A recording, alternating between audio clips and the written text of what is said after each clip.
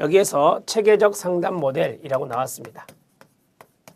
체계적이란 말이 들어가면 이거 절충적인 것이구나 이렇게 생각하시면 돼요.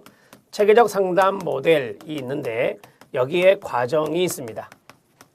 자, 길리랜드 등이 이야기한 것이니까 이거는 학자는 참고하셔도 되고요. 첫 번째가 문제 탐색이라고 하는 것입니다. 자, 문제를 탐색하는 것이 1단계가 되고요. 그 다음에 2단계가 있는데 그 2단계는 문제를 정의하는 겁니다. 문제를 정의하는 건데 두 가지 차원에서 정의한다. 두 가지 차원에서 정의하는 것이다. 그 다음에 세 번째는 대안의 확인입니다. 세 번째는 대안 확인이 되겠습니다. 자, 네 번째로는 계획을 세운다라고 했습니다. 자, 다섯 번째는 행동, 헌신이라고 합니다. 행동과 헌신. 이 행동과 헌신에서는 우리가 이제 실행이라고 보시면 되죠. 계획한 것을 실행했다 이렇게 보시면 되고요. 그 다음에 6단계가 있는데 자, 이 6단계는 평가 및 피드백. 마지막에 우리가 보통 효과성 평가 이런 것들을 하고 그 다음에 거기에 의해서 환류를 하는 것이죠. 자, 체계적 상담 모델의 과정 정도는 기본적으로 알아놓으실 필요가 있고요. 여기에 대해서 여러분들 교재에 있는 것들을 짤막하게 제가 정리해 나가면서 보겠습니다. 자, 체계적 상담 모델의 과정은 6단계로 표현될 수 있는데요. 이 단계들은 구분이 명확하거나 기계적인 것이라기보다 융통성 있는 하나의 과정으로 보시면 됩니다. 자, 문제 탐색하기 밑에 있는 각주를 보시면 아시겠지만 여러 상담 이론이 다 적용됐죠. 모든 각주가 다 그래요 지금. 이게 바로 체계적인 상담 모델이라고 하는 것은 바로 절충적인 접근이다라고 하는 대목이죠. 절충적인 접근 중에 하나 이렇게 정리하시면 되고요. 자, 문제 탐색하기 보시기 바랍니다.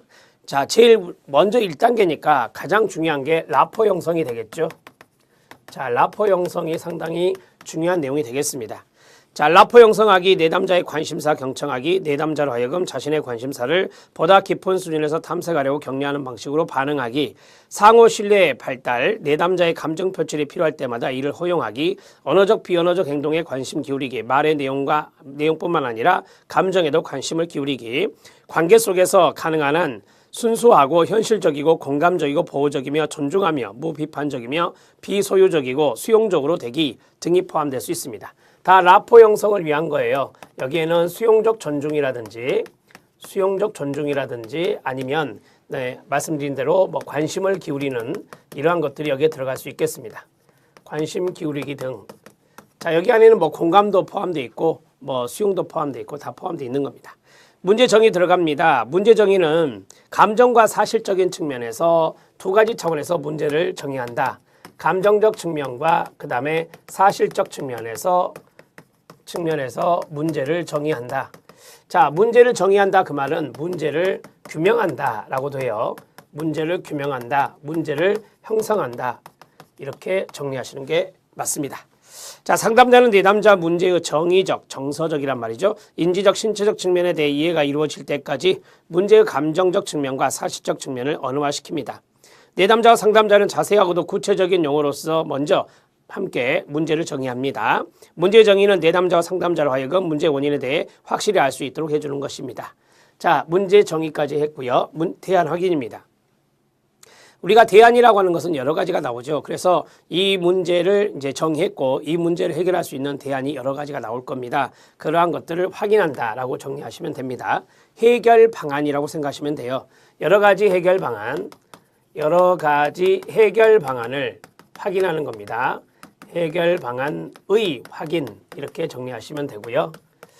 자, 읽겠습니다. 신체적 및 정서적 안전을 고려하면서 현재 가능한 대안을 확인하고 검토하기, 모든 합리적인 선택들을 제시하고 공개적으로 검토하기, 상담 과정 중에 대안 목록 작성하기, 내담자를 격려하여 가능한 한 많은 실행 가능한 대안들을 열거하고 언어로 표현하도록 하기 등이 포함되는데 이 대안들은 내담자 자신의 것이어야 되고 적절하고 현실적이어야 합니다. 내담자의 선택을 명료하기 위해서 상담자는 개방형 질문을 사용하기, 내담자가 그 자신의 것으로 받아들일 수 있는 대안들을 더 추가해 봄으로써 내담자를 도울 수 있겠습니다. 그러나 내담자에게 강요해서는 안 되고 더 많은 대안으로 하기 위해서 내담자에게 숙제, 과제를 내어줄 수도 있고요. 위탁과 자문을 구할 수도 있습니다. 자, 여기 여러 가지 해결 방안, 이것을 우리가 대안이라고 하는데요. 대안이라고 하는 것은 거기서 나온 대로 내담자가 할 겁니다. 그렇죠? 예, 내담자가 현실적으로 수행할 수 있는 거, 현실적으로 수행 가능한 거, 수행 가능한 대안입니다. 자, 이렇게 정리하시면 되죠. 자, 그 다음에 계획을 보겠습니다. 확인된 대안들에 대한 비판적 평가, 이게 대안 평가가 되겠죠. 네, 대안 평가를 합니다. 자, 대안이 여러 가지니까 대안 평가 후에 자, 최선의 대안을 선택하겠죠. 최선의 대안을 선택하고 자, 그리고 나서 그것에 대한 계획을 수립하는 겁니다. 자, 이렇게 정리하시면 되겠습니다. 자, 보겠습니다. 확인된 대안들에 대한 비판적인 평가, 재현, 역할 연기, 제안 및 내담자가 계획한 실행 단계에 대한 정서적 심사법들이 포함될 수 있습니다. 보시면 아시겠지만 행동적인 거, 인지적인 거, 정서적인 거 다 들어가 있죠. 자, 내담자의 과거 성취 수준과 현재의 위험 감수 및 반응에 대한 준비들을 고려하여 적절하고 현실적인 대안들은 무엇이며 또 얼마나 되든지 내담자가 결정할 수 있도록 도와야 됩니다.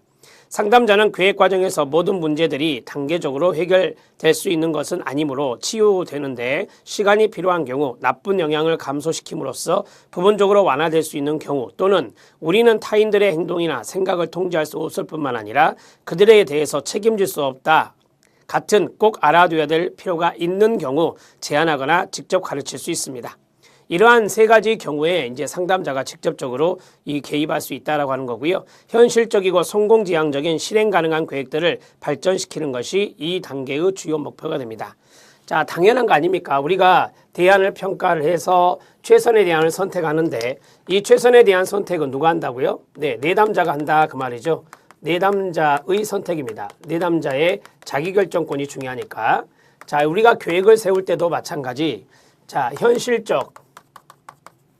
현실적으로 거기 보면 마지막 부분에 현실적이며 성공지향적인 실행 가능성이라고 그랬어요. 그래서 현실적이며 실행 가능한 계획입니다. 현실적이고 실행 가능한 계획을 수립해야 된다. 이렇게 정리하시면 되겠습니다. 자, 이제 행동과 헌신입니다. 5단계인데요. 실행 가능한 행동 단계에 대한 순수한 현실이 1차적 목표이며 현실성, 그 다음에 시간, 정서적 수용력, 욕구 충족 차원에서 어떠한 행동 단계를 시도할 것인지 결정하는 것은 내담자에게 중요합니다. 상담자는 인간적인 관계에서 순수하게 지지적이지만 내담자를 대신하여 행동 단계를 수행할 수는 없습니다. 행동이라고 하는 것은 수행인데요. 이런 것들은 이제 내담자가 하는 것입니다. 내담자는 행동 단계를 중요하며 목표에 관련된 것으로서 기꺼이 시도할 의사를 보여야 됩니다.